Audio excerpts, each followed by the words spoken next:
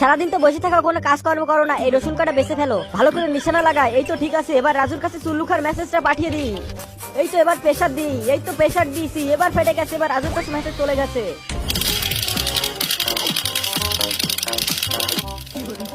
আরে ঠুকুর মারে কিসে, এইটা আবার কোন বিরানি আসলো দেখি তো। আরে মদনাই তো মেসেজ পাঠিয়েছে চুল্লু খাওয়ার জন্য। আরে এখন কায়দা করে চম্পাকে বোকা বানিয়ে বাইরে যেতে হবে। হ্যাঁ বুদ্ধি পেয়েছি, চম্পাকে এইভাবে বোকা বানাবো। এবার রসুনগুলো মুখের ভিতর তাড়াতাড়ি পুড়ে নিই। এবার চম্পা আসলে জোরে একটা হাই সারবো, আর চম্পা গন্ধ শুকে অজ্ঞান হয়ে যাবে। এই তো জোরে একটা হাই সারি। এ কি, চম্পা তো নাকের ভিতর কি দিয়েছে? তালা মেরে থুয়ে গেলাম, এবার দেখি চুল্লু খেতে যাও কেমনে।